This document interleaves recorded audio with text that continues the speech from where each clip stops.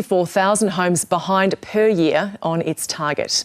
Oliver Gordon joins us now from Parliament House. Oliver, what is the BCA's report?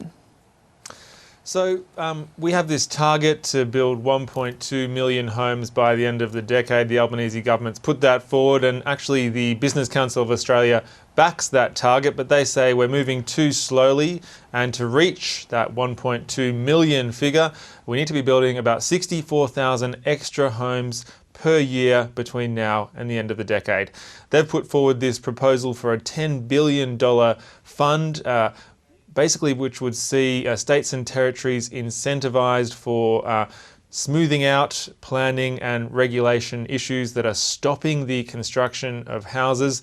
Part of this $10 billion would go towards more money for apprenticeships to get those skills needed to get more houses built.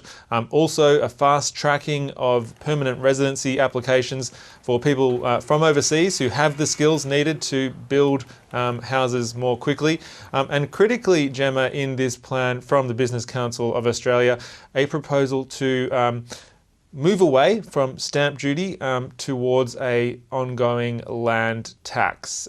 We know that there are many state governments that are somewhat addicted to the revenue of stamp duty. That's that large upfront payment that we make when we buy property. There's a proposal to move away from that, and Bran Black from the Property Council of Australia has explained why the organisation thinks that's a good idea. It's largely around downsizing people or empty nesters. Here's what Bran Black had to say.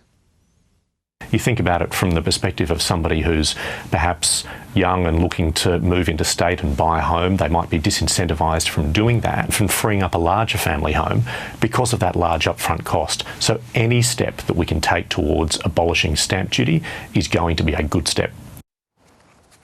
And housing continues to dominate the agenda in Canberra. This is really shaping up as a key election issue, isn't it? Absolutely, Gemma. I mean, this all really kicked off about a week ago when we learnt that the Prime Minister, Anthony Albanese, is looking to settle on this $4.3 million home in New South Wales on the Central Coast.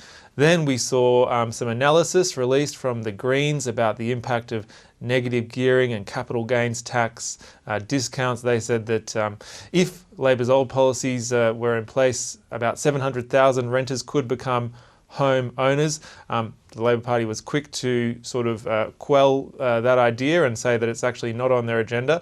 And then over the weekend, Gemma, we saw a pretty major housing policy announcement from the Coalition, a plan to set up a $5 billion fund to get things like power, access roads and sewerage to greenfields developments, basically getting that money into the hands of councils and property developers to increase the supply of housing.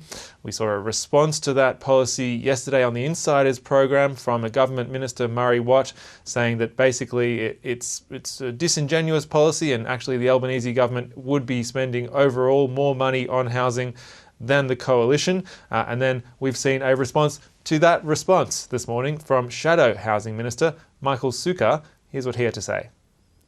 Their $500 million, not 1.5, their $500 million program at the moment, their first round of it, has been funding bureaucrats. It's been funding increasing the number of planners in local councils, been funding planning and scoping studies and feasibility studies.